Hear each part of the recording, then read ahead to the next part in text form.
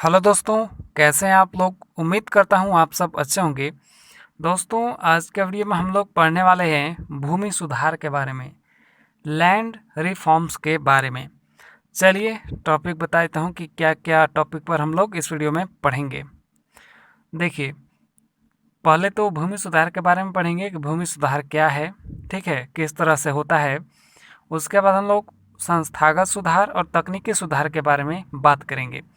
फिर हम लोग पढ़ेंगे कि स्वतंत्रता के पहले, यानी कि भारत के आज़ाद होने के पहले किस तरह की भूमि सुधार चलती थी वहाँ पर, मतलब किस तरह से भूमि बांटा गया था, ठीक है, किस तरह की राजस्व प्रणालियाँ थीं। इन सभी चीज़ों के बारे में हम लोग आज के वीडियो में बात करेंगे। साथ ही जमींदारी व्यवस्था, रैयतवाड़ी व्यवस्था और महालवाड़ी व्यवस्था, इन तीनों के बारे में भी हम लोग पढ़ेंगे। तो बहुत ही ध्यान से वीडियो देखिएगा और अच्छे से समझने का प्रयास कीजिएगा। चलिए वीडियो शुरू करते हैं। देखिए, भूमि सुधार होता क्या है। सबसे पहले तो ये जान लेते हैं कि भूमि सुधार होता क्या है। देखिए, भूमि सुधार का मतलब होता है भू स्वामित्व का, मतलब भूमि के मालिक होने का उचित और न्यायपूर्ण वितरण। मतलब मान लीजिए कि राज्य में इतनी भूमि है, ठीक है, इतना ज़मीन है। अब इसको सभी लोगों में किस तरह से बांटा जाए, इसी के बारे में सुधार करना, मतलब कि इसी को अच्छे तरीके से, न्यायपूर्ण तरीके से, उचित तरीके से बांटना भूमि सुधार कहलाता है। ठीक है, देखिए यहाँ पर लिखा भी हुआ है कि सुनिश्चित जो है उचित व न्यायपूर्ण वितरण सुनिश्चित करना, अर्थात भूधारिता यानी कि लैंड होल्डिंग्स को इस प्रकार व्यवस्थित करना जिससे उसका अधिकतम उपयोग किया जा सके। इस नोट को अगर आप पढ़ना भी चाहते होंगे तो आपको डिस्क्रिप्शन में लिंक मिल जाएगा, ठीक है, इसका आप वहाँ से पढ़ सकते हैं। चलिए शुरू करते हैं। देखिए, भूमि एक मूलभूत प्राकृतिक एवं सीमित संसाधन है। अंग्रेजी शासन से पूर्व, अर्थात जब मुगल काल चल रहा था उस समय, तो भूमि का पूर्ण स्वामित्व किसी के पास नहीं था। जब मुगल काल का समय चल रहा था तो उस समय जो भूमि था वो पूरी तरह से किसी के अधिकार में नहीं था, यानी कि भूमि का मालिक कोई भी नहीं था, ठीक है, मतलब कोई एक मालिक नहीं था। वैसे जो है डरा धमका कर ले वही मालिक हो जाता था उस टाइम पर। तो भूमि से संबंध रखने वाले सभी वर्गों का भूमि पर अधिकार था उस समय, और कृषक को पट्टेदारी का संरक्षण उस समय तक ही था जब तक वह स्वामी को परस्पर निश्चित किया हुआ भाग यानी कि अनाज का हिस्सा देता रहा। जैसे मान लीजिए कि राजा है, ठीक है, राजा है, इस भूमि को दे दिया किसान को, और जब तक वो किसान इसको टैक्स दे रहा है, टैक्स का मतलब कि जो कर दे रहा है, जैसे अनाज का हिस्सा पहले टैक्स के रूप में दिया जाता था कि तुम इस पर खेती करो, और जो है कुछ अनाज का हिस्सा उसमें से मतलब निश्चित होता था उस समय कि इतना भाग देना है, या 3 भाग का 1 भाग देना है, ठीक है, 4 भाग में से 1 भाग देना है। तो इस तरह से निश्चित होता था। तो जब तक वो किसान अपने जो है इस भूमि के मालिक को अनाज दे रहा है हिस्सा वाला, तब तक जो है ज़मीन उसी किसान के अधिकार में है।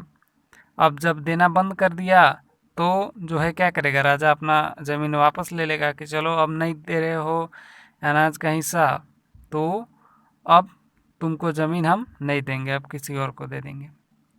तो इस तरह से उस समय तक किसी के पास भी भूमि का कोई मालिकाना हक नहीं था। औपनिवेशिक शासन में ब्रिटिश नीतियां थी, जो विभिन्न तरह की ब्रिटिश नीतियां थी, उनके आर्थिक हितों की पूर्ति के लिए बनाई गई थी। जो जिस समय औपनिवेशिक शासन था उस समय जितनी भी नीतियां बनाई गई थी अंग्रेज़ों के द्वारा, जितने भी नियम कानून बनाए गए थे, वो सभी नियम कानून अंग्रेज़ों के हित में ही थे, ठीक है, उनको जितना हो सके आर्थिक हितों की पूर्ति के लिए बनाई गई थी। अब ब्रिटिश शासन का प्रमुख उद्देश्य अधिक से अधिक लाभ कमाना था, इसलिए उन्होंने कई भू राजस्व प्रणालियाँ शुरू कर दी, जैसे जमींदारी व्यवस्था, रैयतवाड़ी व्यवस्था, महालवाड़ी व्यवस्था। तो इन सभी का मूल उद्देश्य था कि अधिकतम राजस्व की वसूली करना, मतलब जितना हो सके धन वसूलना, ठीक है, लोगों से।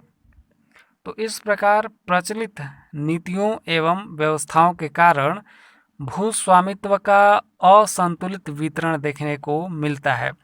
मतलब अंग्रेज चाहे जिसको चाहे उसको ज़मीन दे देते थे। उस समय कोई भी ज़मीन का जो है मूल मालिक कहें तो नहीं था, ठीक है, ओरिजिनल मालिक नहीं था उस समय। तो जिसके मतलब अंग्रेज चाहे जिसको देना चाहे उसको दे देते थे उस समय। जो अधिक कर देता उसी को दे देते, क्योंकि उनका तो काम ही था। जो है अंग्रेज तो चाहते थे कि जितना ज़्यादा हो सके हमें उससे धन वसूलना है, ठीक है, मतलब कर वसूलना है। अब देखिए, इस असंतुलन को दूर करने के लिए शोषणकारी आर्थिक संबंधों को तोड़ने के लिए भूमि सुधार की आवश्यकता महसूस हुई। मतलब लगा कि अब भूमि सुधार कर लेना चाहिए, क्योंकि भूमि जो है बहुत सारे अलग अलग टुकड़ों में बंट चुकी है। भूमि सुधार के माध्यम से कृषि उत्पादकता को बढ़ाने एवं सामाजिक न्याय को सुनिश्चित करने का प्रयास किया है। इसके अतिरिक्त भूमि सुधार के अंतर्गत रोजगार के नए अवसरों का सृजन करने, आर्थिक क्रियाओं में कृषि भागीदारी को बढ़ावा देने एवं भूमि का प्रभावी एवं कुशलतम उपयोग करने जैसे उद्देश्य की पूर्ति के लिए प्रयास किए गए। भूमि सुधार का उद्देश्य कृषि क्षेत्र में उत्पादन के कारकों में आवश्यकता अनुसार सुधार करना है, जिसके फलस्वरूप कृषि उत्पादकता अधिकतम हो सके। मतलब भूमि सुधार करने का उद्देश्य यही है कि जो है अधिक से अधिक उत्पादकता हो सके, ठीक है, अधिक से अधिक कृषि खेती किया जा सके, अनाज का उत्पादन किया जा सके। अब कृषि क्षेत्र में उत्पादकता के मुख्यतः जो है उत्पादकता है वो मुख्यतः दो तत्वों पर निर्भर करती है। एक तो है संस्थागत सुधार और दूसरा है तकनीकी सुधार। अब देखिए, संस्थागत सुधार होता क्या है। संस्थागत सुधार और तकनीकी सुधार के जो है दोनों के बारे में मैं आपको यहाँ पर बताता हूँ, ठीक है, उसमें ज़्यादा टाइम लगेगा। तो यहाँ देखिए, संस्थागत सुधार और भूमि सुधार में होता क्या है। देखिए, संस्थागत सुधार में किया गया कि जमींदारी प्रथा जो चल रही थी उसका उन्मूलन कर दिया गया। मतलब जमींदारी प्रथा को हटा दिया गया और मध्यस्थों का अंत कर दिया गया। मतलब जो बीच में जो है एक्स्ट्रा कर जो लोग ले रहे थे, जैसे मध्यस्थ मतलब होता क्या है। देखिए, जैसे राजा क्या किया कि सामंत को भूमि दे दिया, ठीक है, सामंत के बारे में हमने वीडियो में बता दिया है। तो राजा जो है ये सामंत है तो सामंत को भूमि दिया। अब सामंत जो है किसानों को भूमि दिया, ठीक है, खेती करने के लिए। तो बीच में सामंत क्या हुआ, मध्यस्थ हो गया। मतलब कि बीच वाला मध्यस्थ हो गया। अगर डायरेक्ट राजा कृषि को भूमि दे दे तो बीच में तो कोई नहीं है, तो मध्यस्थ यहाँ पर नहीं होगा। और सामंत को राजा भूमि दिया और फिर सामंत कृषि को भूमि दिया, यानी किसान को भूमि दिया, तो बीच में मध्यस्थ सामंत हो गया। तो इसलिए सामंत लोग क्या करते थे कि किसानों से ज़्यादा कर लेते थे और राजा को कम कर देते थे। तो अब महसूस हुआ कि चलो मध्यस्थों को हटा दिया जाए। तो इस तरह से संस्थागत सुधार के अंतर्गत मध्यस्थों को हटा दिया गया और डायरेक्ट किसानों को भूमि दे दिया गया। अब क्या किया गया, खेतों के आकार में सुधार किया गया, जैसे चकबंदी कराया गया, हदबंदी कराया गया, ठीक है, ये सभी कराया गया। और सहकारी व सामुदायिक कृषि को बढ़ावा दिया गया। उसी तरह से तकनीकी सुधार में कृषि का आधुनिकीकरण हुआ, उन्नत किस्म के बीज का प्रयोग किए जाने लगा और उन्नत किस्म के उर्वरक एवं कीटनाशक का उपयोग किया जाने लगा। बेहतर सिंचाई व्यवस्था की गई, तकनीकों का जो है प्रयोग किया गया, उन्नत उपकरणों का प्रयोग किया गया ताकि अच्छी तरह से खेती हो सके, ज़्यादा से ज़्यादा उत्पादन हो सके। अच्छी भंडारण व्यवस्था बनाई गई, ठीक है, अच्छा विपणन व्यवस्था बनाई गई। इस तरह से तकनीकी सुधार में जो है तकनीकी रूप से सुधार किया गया। और संस्थागत सुधार में और है कि खेतों का उप विभाजन जो है और विखंडन बंद कर दिया गया, मतलब रोक दिए। जैसे खेतों को लोग बहुत सारे टुकड़ों में बांट दे रहे थे छोटे छोटे खेती करने के लिए, ठीक है, बहुत लोगों में बांट दिया जाता था छोटे छोटे भूमि को, तो उसको रोका गया। राजा जो क्या करता था, किसानों को देता था जमीन। अब किसान लोग क्या करते कि छोटे छोटे और टुकड़े में बांट करके और लोगों को दे देते। तो इस तरह से इसका जो है उप विभाजन को मतलब कि रोक दिया गया, ताकि भूमि में एक तरह की खेती हो सके और अच्छे से खेती हो सके। लगान में कमी की गई और भूधारण अधिकारों की सुरक्षा की गई। जैसे किसी को भूमि अगर दे दिया गया तो उसको यह हक भी दिया गया कि अब तुम्हारी जो है मर्जी के बिना किसी और को जमीन वह नहीं दिया जाएगा, ठीक है। मतलब एक जो है सुरक्षा के लिए, एक अधिकार की सुरक्षा के लिए नियम भी बना दिया गया। अब चलिए जानते हैं कि स्वतंत्रता के पहले भारत की भू राजस्व प्रणालियाँ किस तरह की थी, जिसमें आती है जमींदारी व्यवस्था। इसी को अस्थाई या इस्तमरारी व्यवस्था भी कहा जाता है, ठीक है। देखिए, जमींदारी व्यवस्था में क्या होता था कि 1790 में, उस समय जो है 1790 में लॉर्ड कॉर्नवालिस नाम का व्यक्ति एक 10 वर्षीय भू राजस्व व्यवस्था लागू किया। उस समय जो लॉर्ड कॉर्नवालिस थे, उन्होंने क्या किया कि 10 वर्ष का एक व्यवस्था लागू किए, जिसमें भूमि का स्वामी तथा लगान वसूली का अधिकारी जमींदार को ही माना गया।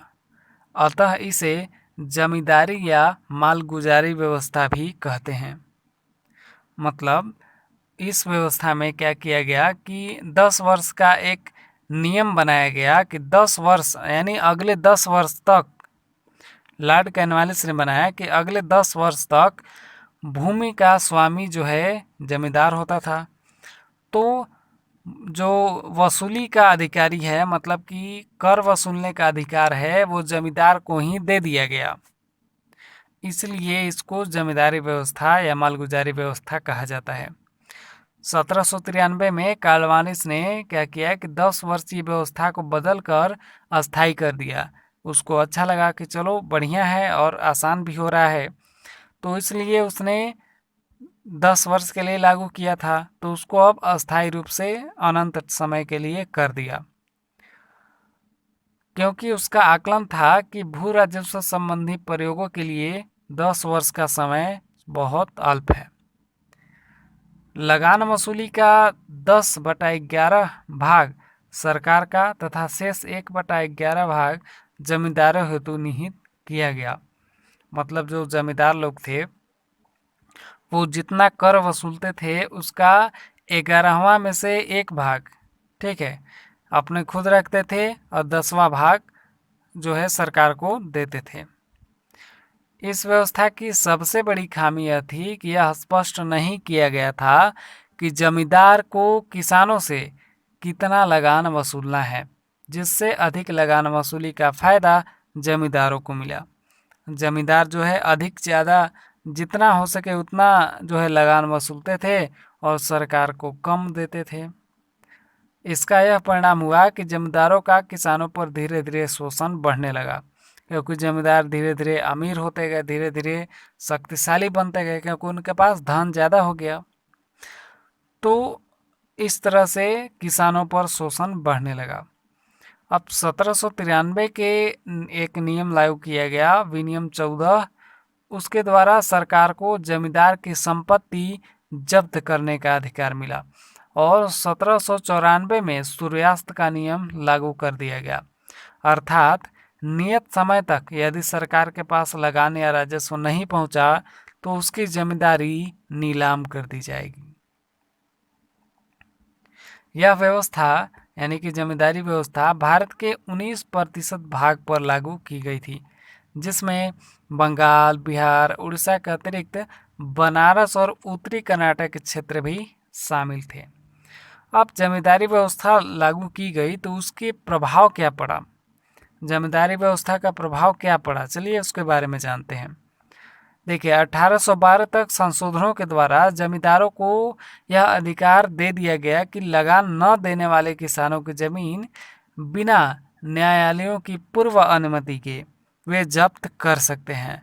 मतलब अगर कोई किसान जो है लगान नहीं दे पा रहा है तो जमींदार उसके भूमि को जब्त कर लेते थे। इससे किसान अब दास में धीरे धीरे बदलने लगे, क्योंकि जमींदारों को हक दे दिया गया कि अगर लगान कोई नहीं देता है या तुम्हारी मर्जी, तुम किसी से भी जो है भूमि जब्त कर सकते हो बिना न्यायालय की पूर्व अनुमति के। ठीक है, मतलब बिना न्यायालय की अनुमति के, बिना कोर्ट की अनुमति के तुम डायरेक्टली उसके भूमि को जब्त कर सकते हो। ये जमींदारों को अधिकार दे दिया गया। एक ये प्रभाव पड़ा। दूसरा पड़ा सूर्यास्त के नियम के कारण नए वर्गों जैसे व्यापारी, साहूकार आदि जमीन खरीदकर जमींदार बनने लगे, जिससे अनुपस्थित या जमींदारी का हुआ। चलिए आगे बढ़ते हैं। जमीनों की नीलामी के कारण उप सामंतीकरण का उदय हुआ और अस्थायी होने के कारण कृषि की अनुकूल या प्रतिकूल पैदावार होने के बावजूद इसकी दरों में परिवर्तन नहीं किया गया, जिससे सरकार को भी हानि हुई। अब जो है दर में जो है लगान की दर में परिवर्तन नहीं किया गया तो मान लीजिए किसी साल खेती अगर नहीं हुआ तो लोग नहीं दे पाएंगे। अब नहीं दे पाए किसान तो जमींदार क्या करेगा, उसकी भूमि जब्त कर लेगा। जब्त करके खुदे थोड़े वो खेती करेगा। तो इस तरह से खेती भी नहीं हुई और कर भी नहीं मिल पाया। तो इस तरह से सरकार को हानि होने लगा धीरे धीरे। अंग्रेजों को यह लाभ तो हुआ कि उन्हें अस्थायी रूप से लगान की सुनिश्चितता प्राप्त हो गई, जिसका प्रयोग उन्होंने साम्राज्य विस्तार और स्थिरीकरण में किया और कृषि व्यवस्था में निवेश या ध्यान न देकर सारा ध्यान व्यापार की उन्नति में लगाया।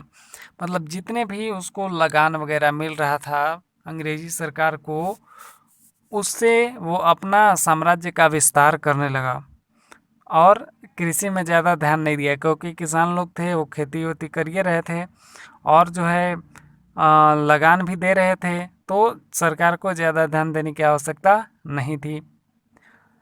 अब नोट में फ्लाउड कमीशन की रिपोर्ट में कहा गया था कि इस व्यवस्था में अनेक खामियां हैं, अर्थात इस रिपोर्ट में अस्थायी बंदोबस्त की आलोचना की गई थी। अब रैयतवाड़ी व्यवस्था के बारे में जान लेते हैं। देखिए रैयतवाड़ी व्यवस्था में प्रत्येक पंजीकृत भूमिदार को भूमि का स्वामी माना गया और लगान जमा करने का दायित्व भी किसानों को ही दिया गया। मतलब रैयतवाड़ी व्यवस्था में थोड़ी सी जो है भूमि के अधिकारों की सुरक्षा की गई। जैसे भूमि जिसके पास होता था वो रजिस्ट्रेशन करवा लेता था अपने ज़मीन का, और वही जो है सरकार को लगान जमा कर सकता था। जैसे अभी भी क्या होता है कि हम भूमि जो इतना भी रखे हुए हैं अभी के समय में, उन सब का टैक्स जो है सरकार को देते हैं हम लोग।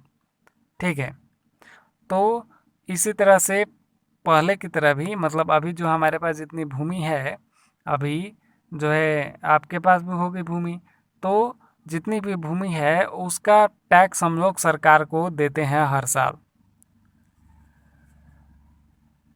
तो ये किसानों को ही जमा करने का दायित्व भी दिया गया। ठीक है, ये दायित्व भी किसानों को दे दिया गया। चूँकि यह व्यवस्था प्रत्यक्ष रूप से किसानों या आम जनता के साथ लागू की गई, अतः इसे रैयतवाड़ी व्यवस्था कहा गया। मतलब रैयतवाड़ी व्यवस्था क्यों कहा गया, क्योंकि यह किसानों और आम जनता के साथ लागू की गई थी। यदि किसान निर्धारित लगान जमा नहीं कर पाता था तो उसे भू स्वामित्व से वंचित कर दिया जाता था। अब भाई कोई लगान नहीं दिया, टैक्स वगैरह नहीं दिया, तो उसको भू स्वामित्व से हटा दिया गया, वंचित कर दिया गया। ये सरकार जो चाहे वो कर सकती है। अब रैयतवाड़ी व्यवस्था का जन्मदाता टॉमस मुनरो और कैप्टन रोड को माना जाता है। रैयतवाड़ी व्यवस्था को किसने बनाया था? टॉमस मुनरो और कैप्टन रोड ने बनाया था। 1792 में रैयतवाड़ी व्यवस्था 12 महल जिले में पहली बार कर्नल रीड द्वारा लागू की गई थी। 1820 में इस व्यवस्था को मद्रास में लागू किया गया। यहाँ इस व्यवस्था को सुचारू रूप से चलाने के लिए मुनरो को मद्रास का गवर्नर नियुक्त कर दिया गया। क्योंकि मुनरो बनाए थे इस व्यवस्था को, तो अब भाई जो इस व्यवस्था को बनाया है उसको इसके बारे में बहुत ही अच्छे तरह से पता होगा, तो इसलिए उसी को संचालित करने के लिए बना दिया गया। तो गवर्नर भी मुनरो को ही बना दिया गया था कि तुम बनाए हो इस व्यवस्था को, अब तुम ही संभालो इसको। 1825 में यह व्यवस्था बम्बई तथा 1858 तक यह संपूर्ण दक्कन और अन्य क्षेत्रों में लागू हो गई थी। इस व्यवस्था के अंतर्गत ब्रिटिश भूभाग का 51% हिस्सा शामिल था। यह 30 वर्षों के लिए लागू की गई थी और इसकी दर जो है 1/3 निश्चित की गई थी, यानी 3 भाग में 1 भाग देना था कर, वही निश्चित किया गया था। सरकार द्वारा इस व्यवस्था को लागू करने का उद्देश्य था बिचौलियों यानी कि जो जमींदार हैं, जो मध्यस्थ हैं, उनको समाप्त करना। ऐसा इसलिए क्योंकि अस्थायी बंदोबस्त में निश्चित राशि से अधिक वसूल की गई सारी रकम जमींदारों द्वारा हड़प ली जाती थी। मैंने बताया था उसमें कि जमींदार ज़्यादा कर वसूलते थे और सरकार को कम देते थे, इसलिए सरकार को लगा कि अब इन लोगों को हटा देना चाहिए। इसीलिए रैयतवाड़ी व्यवस्था लागू किया सरकार ने, तथा सरकार की आय में कोई वृद्धि नहीं होती थी। अतः आय में वृद्धि के लिए सरकार ने इस व्यवस्था को लागू किया ताकि वह बिचौलियों द्वारा रखी जाने वाली राशि को स्वयं प्राप्त कर सके। सरकार को लगा कि वो क्यों रख रहा है, अब हम ही डायरेक्ट रखेंगे, तो इसीलिए बिचौलियों को हटा दिया। अब इसके भी कुछ प्रभाव पड़े, रैयतवाड़ी व्यवस्था के क्या प्रभाव पड़े चलिए जानते हैं। देखिए, रैयतवाड़ी व्यवस्था के बारे में यह तर्क दिया गया कि यह व्यवस्था भारतीय कृषकों एवं भारतीय कृषि के अनुरूप है, किंतु वास्तविकता इससे बिल्कुल अलग थी। व्यवहारिक रूप में यह व्यवस्था भी जमींदारी व्यवस्था से कम हानिकारक नहीं थी, क्योंकि उस समय तो जमींदार होते थे, अब डायरेक्टली सरकार ही आ गया बीच में। ठीक है, मतलब सामने पहले जमींदार था, किसानों के सामने पहले जमींदार था, अब डायरेक्टली सरकार आ गया। तो बात तो वही है, उस समय जमींदार जो है इधर उधर करता था, जो उसको हटाने का यानी किसानों को हटाने का अधिकार जमींदार को था, अब सरकार को है। तो बात तो एक ही हो गई। इस व्यवस्था ने ग्रामीण समाज की सामूहिक स्वामित्व की अवधारणा को समाप्त कर दिया तथा जमींदारों का स्थान जो है जमींदारों का स्थान किसने ले लिया? ब्रिटिश सरकार ने ले लिया। सरकार ने अधिकाधिक राजस्व वसूलने के लिए मनमाने ढंग से भू राजस्व का निर्धारण किया तथा किसानों को बलपूर्वक अधिक उत्पाद के लिए बाध्य कर दिया। सरकार चाहता था कि अधिक से अधिक जो है लगान वसूला जाए। अब किसानों पर प्रेशर पड़ा कि अगर अधिक उत्पादन नहीं करेंगे तो अधिक लगान कैसे देंगे, तो इसलिए पेंशन फिर पहले वाला ही इसमें था, जमींदारी व्यवस्था वाला ही। अब देखिए, इस व्यवस्था के तहत किसानों का भूमि पर तब तक ही स्वामित्व रहता था जब तक कि वह लगान की राशि सरकार को निश्चित समय के भीतर अदा करता रहे, अन्यथा उसे भूमि से बेदखल कर दिया जाता था। अधिकांश क्षेत्रों में अधिक राजस्व प्राप्ति के लिए सरकार की दरें लगान की दरें ऊंची रखी गई। सरकार जो है अधिक लगान पाने के लिए लगान का दर और बढ़ा दिया था। अब चलिए महालवाड़ी व्यवस्था के बारे में जानते हैं। देखिए, महाल का मतलब होता है गांव। ठीक है, इस व्यवस्था का अंतर्गत जैसे ना माहौल कहते हैं उस तरह से महाल होता है। महाल का मतलब होता है गांव। तो इस व्यवस्था के अंतर्गत गांव के मुखिया से सरकार का लगान वसूली का समझौता होता था। मतलब इसमें क्या किया गया कि पहले जमींदार लोग वसूलते थे, अब डायरेक्टली गांव के मुखिया लोग वसूलेंगे, कि गांव का जो मुखिया होता था वो सब लोगों से जो है लगान वसूलता और लगान वसूलने के बाद सरकार के पास जमा करता। तो इसीलिए इस व्यवस्था को महलवाड़ी बंदोबस्त व्यवस्था कहा गया। क्या कहा गया? महलवाड़ी बंदोबस्त व्यवस्था। इस व्यवस्था का जनक हॉल्ट मैकेंजी को माना जाता है। जितने लोग थे सब अंग्रेजे लोग थे।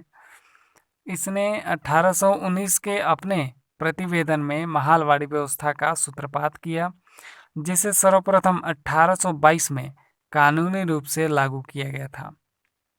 यानी 1819 में जो है महलवाड़ी व्यवस्था की शुरुआत की गई बनाना, ठीक है, और उसको 22 में लागू किया गया था।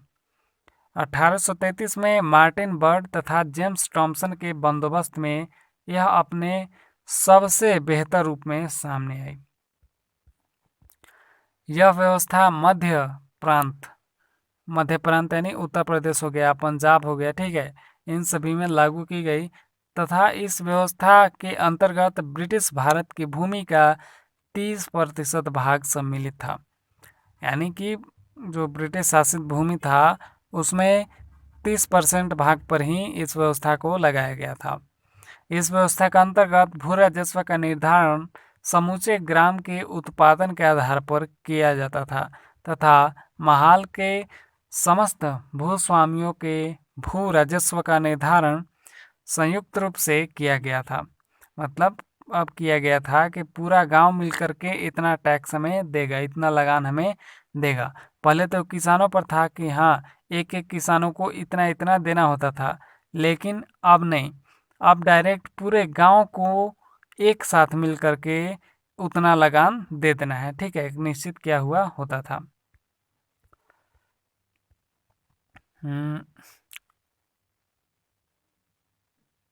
इसमें गांव के लोग अपने मुखिया या प्रतिनिधियों के द्वारा एक निर्धारित समय सीमा के अंतर्गत लगान की अदायगी की जिम्मेदारी अपने ऊपर लेते थे।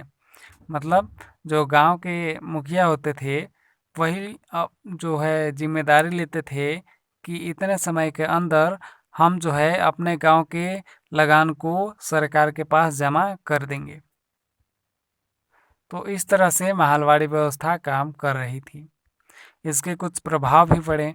जैसे महलवाड़ी व्यवस्था का सबसे प्रमुख दोष यह था, सबसे प्रमुख कमी यह थी कि इसने महल के मुखिया या प्रधान को अत्यधिक शक्तिशाली बना दिया था।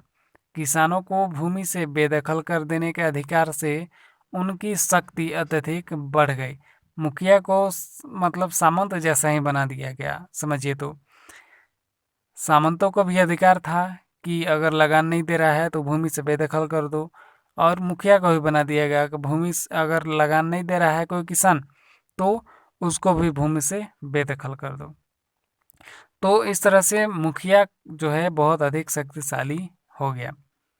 इस व्यवस्था का दूसरा दोष यह था कि इससे सरकार एवं किसानों के प्रत्यक्ष संबंध समाप्त हो गए थे। हाँ, ये तो थे, फिर से वही सामंतवादी व्यवस्था वाला ही आ गया, बीच में मध्यस्थ आ गया। इस पद्धति के अंतर्गत लगान का निर्धारण अनुमान पर आधारित था और इसकी विसंगतियों का लाभ उठाकर कंपनी के अधिकारी अपनी स्वार्थ सिद्धि में लग गए तथा कंपनी को लगान वसूली पर अधिक खर्च करना